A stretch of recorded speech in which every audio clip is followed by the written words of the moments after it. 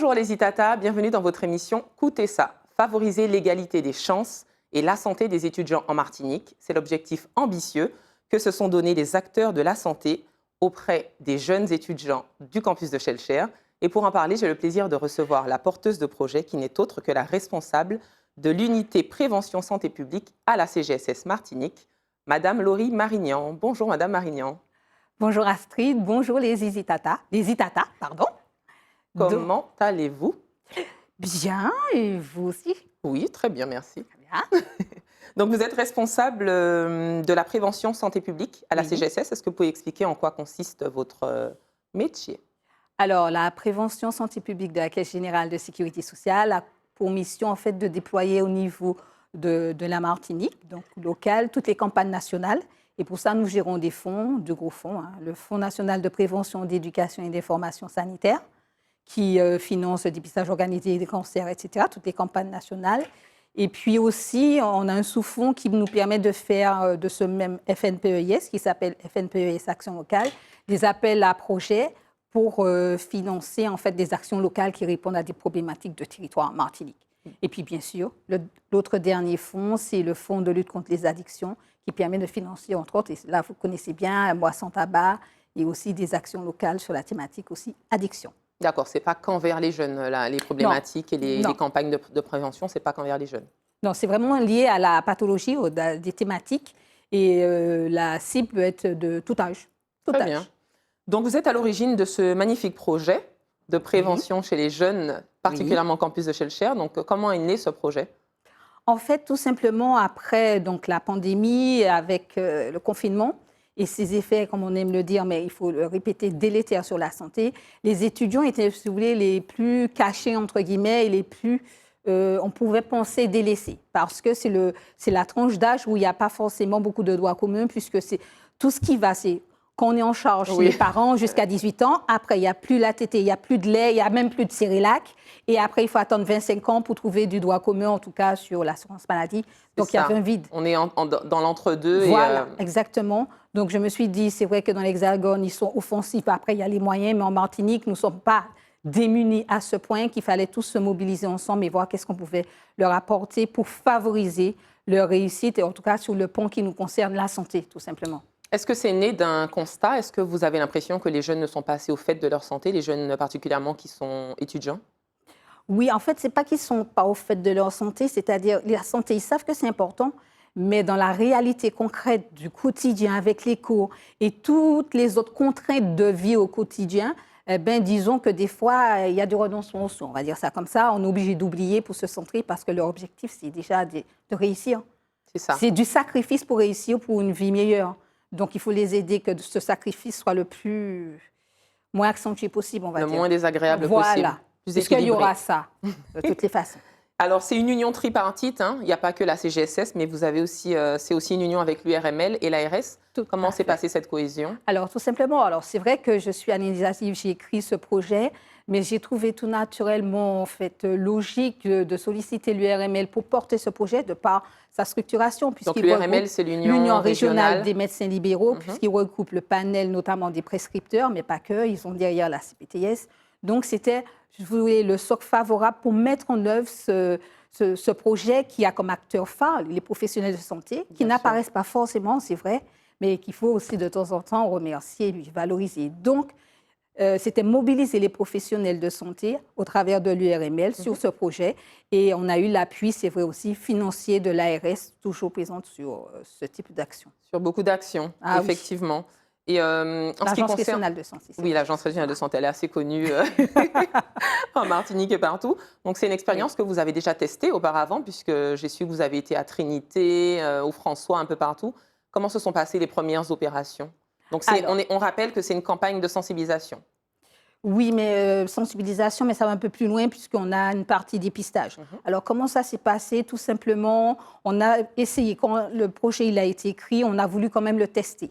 Parce qu'on pensait que c'était ambitieux de mobiliser beaucoup de spécialités et il fallait tenir compte que sur le territoire martinique, l'offre de santé est celle qu'elle est, mais on a des déserts médicaux, donc il fallait quand même demeurer ambitieux et voir comment capter des professionnels de santé pour réaliser ce projet-là. Malgré Alors, leur emploi du temps quand même assez chargé. tout à fait, c'est exactement ça.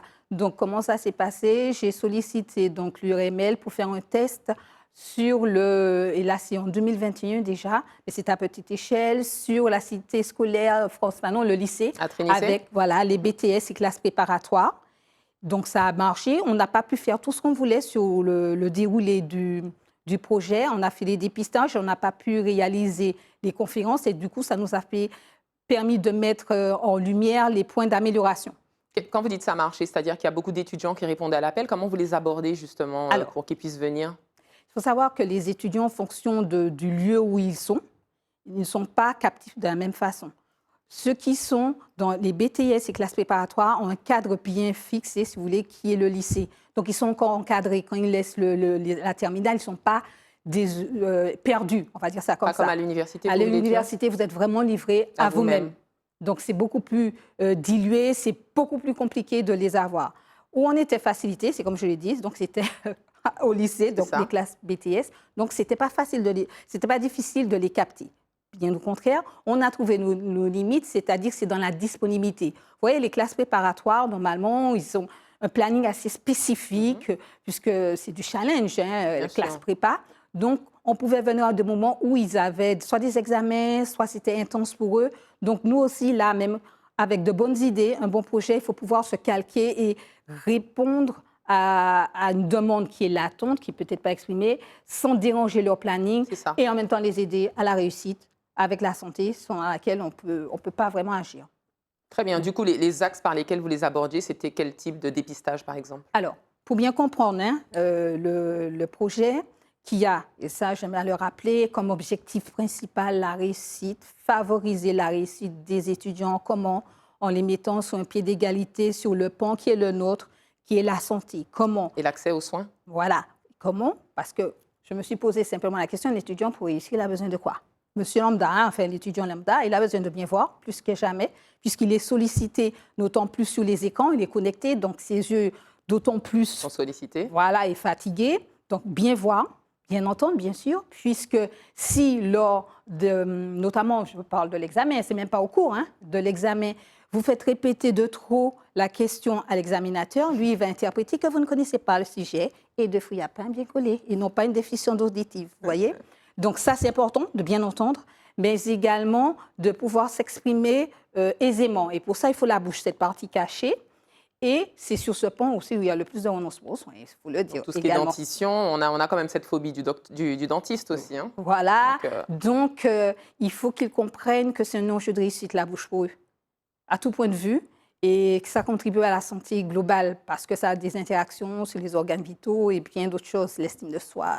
C'est compliqué, mais c'est depuis tout petit, c'est un enjeu de réussite. Mais voilà, du coup, comment ça se passe en amont? Donc, ce que j'ai énoncé là, c'est qu'il y a du dépistage sur les yeux, la bouche et les oreilles, mais pas que. Là, c'est le socle, d'accord? Et l'ARS est venu bonifier justement ce socle en mettant le bilan de santé. Donc, c'est sur les autres les autres constances, c'est-à-dire sur le poids, la glycémie, la tension. Donc, ça permet d'aller bien plus loin. Et puis, cette année, on a encore bonifié, et là, c'est une idée de l'URML, de mettre le dépistage des troubles musculo-squelettiques. Bien. Donc, on a une grosse partie dépistage. Par rapport aux postures aussi. Voilà, mais pour avoir du sens, parce que sinon on fait ça pour faire, vous dites, tiens, on a fait, c'est pas ça l'idée. Quelle est la suite? L'idée, c'est en fait, repérer les besoins de soins, et après qu'ils puissent aller en soins. Donc, aller en soins veut dire qu'on a les doigts ouverts, et c'est pour ça que ce projet qui se manifeste sur un parcours, en fait, concrètement sur le lieu, sur un parcours, on commence par la couverture assurance maladie. Oui. Donc, on s'assure que l'étudiant, il est bien affilié, il a sa carte vitale, il a pu créer son compte Amélie, il a le médecin traitant, et en fait, là, il peut naviguer dans le système de santé. Et quand ce n'est pas le cas, nous, on l'accompagne. Et nous avons nos services en interne pour le GDB, pour le précarité, qui sont très actifs et réactifs et qui nous aident à accompagner au maximum les étudiants. Là. Donc ça, c'était le premier axe, accès au droit. Exact, accès au droit, dépistage, parce que l'un conduit à l'autre. Dépistage, action de prévention. Voilà. Et après, donc on s'est assuré qu'il est en santé. L'idée, ce n'est pas de le lâcher simplement, c'est qu'il puisse être acteur de sa santé. Pour cela, il faut lui donner de la connaissance afin que, en fonction de situations de vie qui se présentent à l'étudiant, il puisse faire le choix pertinent. Donc, il y a des conférences santé. Et Donc, notamment, il y a le bilan, puis les conférences santé. oui, vraiment parallèlement. Et comment ça marche, les conférences? Les étudiants sont plutôt preneurs ou vous avez des médecins qui viennent parler avec les étudiants? Oui, c'est ça. Il y a des professionnels qui viennent pour échanger avec les étudiants. Alors, on a une thématique phare qui est l'endométriose parce qu'il faut savoir qu'en Martinique, nous sommes vraiment sur Tout à incidence fait. sur notre territoire, malheureusement, en nombre, très tôt et dans les aspects les plus aigus. Donc, il y a lieu de sensibiliser notre population dessus afin que les jeunes femmes qui sont confrontées à ce type de pathologie ne revoient pas leur ambition à la baisse. Et c'est pour cela que j'ai dit que ce projet a comme ambition de favoriser la réussite des étudiants. Alors, c'est une opération qui a déjà commencé, Oui, donc depuis le 2, donc c'est du 2 octobre au 23 novembre. oui, c'est ça. Donc, vous intervenez avec des camions, des petites camionnettes, des petits... Alors. Allez-y. Donc, c'est vrai, les dates que vous avez énoncées, c'est vrai, ce sont les actions à l'université, mais on ne sera pas qu'à l'université, puisque à la demande de la rectrice, nous devons faire une montée en charge de ce projet sur les BTS et classes préparatoires. Ça sera en 2024 jusqu'à la fin, jusqu'à juin.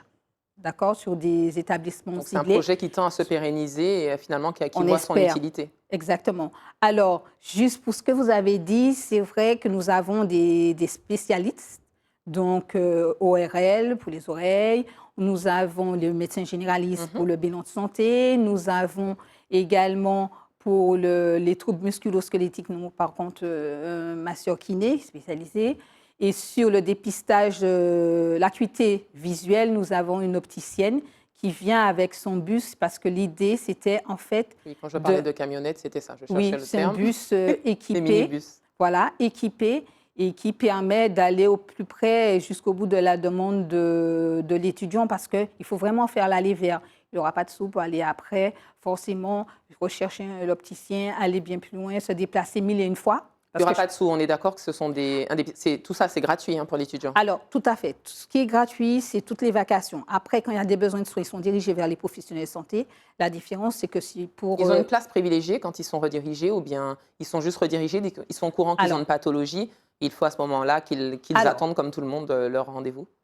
On essaie, sincèrement, de favoriser, de faciliter la prise de rendez-vous. Parce que l'année dernière, à l'université, nous avons eu 3 urgences médicales. Donc, heureusement qu'on avait fait ce projet. C'était lié au dépistage? Vous avez Alors oui, justement, c'est sur l'ORL, sur la partie auditive.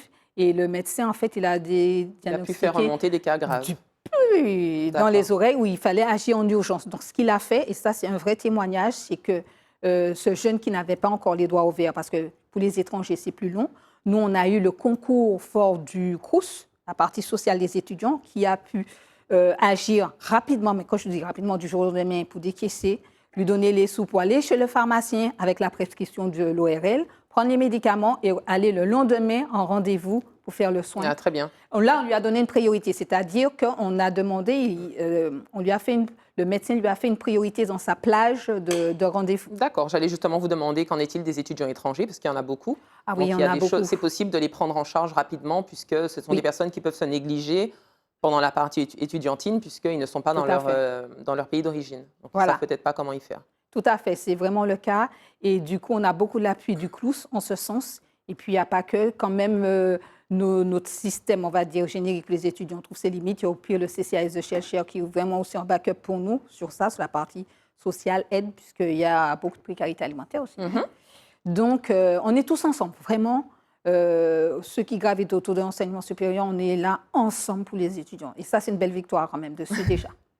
En tout cas, félicitations pour ce beau projet et puis pour le fait qu'il arrive quand même à exister et puis à se développer. Donc, tout se passe au rez-de-chaussée du bâtiment administratif, c'est ça? Tout à fait, au sein du SUMS. Du SUMS, pardon. Du service Université de médecine, de prévention et de promotion de la santé. Donc, on encourage tous les étudiants à y aller, puisque la vie estudiantine, c'est une vie souvent d'excès et d'insouciance parfois. Donc, c'est important de pouvoir mélanger travail intense, surmenage avec un équilibre au niveau de la santé physique. Oui, avec un message fort pour eux. Nous avons besoin de vous pour une Martinique forte demain.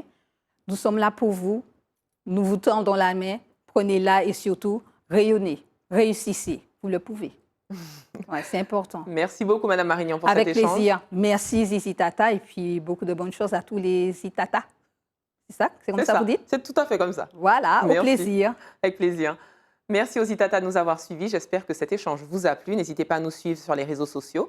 Et puis quant à nous, on se dit à très bientôt pour un autre Coutez ça.